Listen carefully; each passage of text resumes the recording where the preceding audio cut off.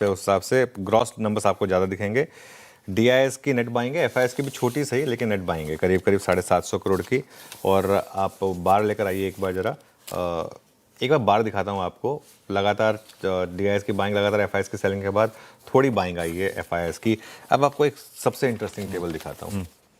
सबसे interesting table, पिछली 5 series में एफआईएस ने कैश में क्या किया है। ये पहला नंबर ना थोड़ा सा बार गलत बन गया है एक्चुअली, क्योंकि सबसे बड़ा बार तो यही होना चाहिए था। ये मुझे लग रहा है कि गलती से ना 13,000 के हिसाब से बार बन गया है। ये 1,30,000 करोड़ था। 1,30,551 करोड़ मार्च में बेचा, अप्रैल में 59,600 करोड़ बेचा, मई में 44,300 करोड़ बेचा, जून में 71,170 करोड़ बेचा। दिखा दीजिए मुझे बार, कोई बात नहीं, एटलीस्ट नंबर्स तो आ रहे हैं।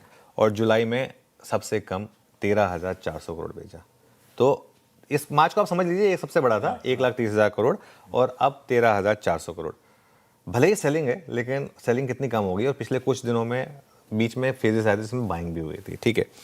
हाँ ये सही है। अब देखिए ये बिल्कुल परफेक्ट ठीक कर दिया आपने। तो 1,30,000, 59,000, 44,000, 71,000 और अब 13,000 करोड़। ये एक इंपॉर्टेंट डेटा पॉइंट है। कम हो रही है सेलिंग, उसका एक कारण क्या है?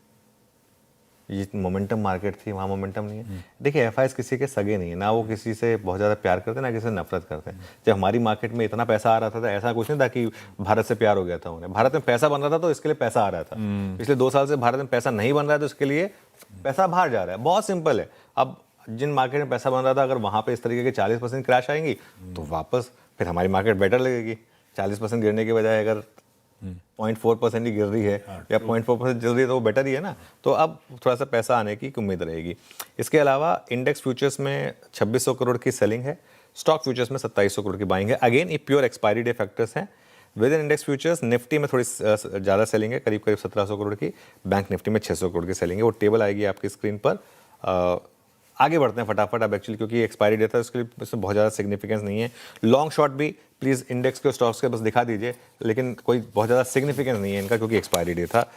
अब आइए आप एफआईएस का लॉन्ग शॉर्ट का जो ट्रेंड है, पहले तो पिछले 5 दिन का देख लेते हैं जो हम नॉर्मली देखते हैं। 8.78 वाला 8.77 पर है, 266 2.5 पर आया क्योंकि एक्सपायरी हो गई है। अब आते हैं सीरीज के पहले दिन के ट्रेंड पर।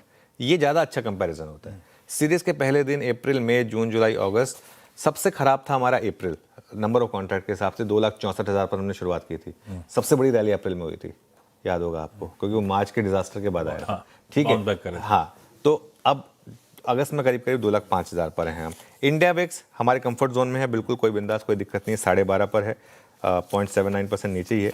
और जहाँ तक इंडिया विक्स की बात है, इंडिया विक्स एकदम पीसीआर की बात है, पीसीआर 1.05 वर्सेस 1.11। बैन में कोई अपडेट नहीं है, यानी कोई शेयर नहीं है बैन में।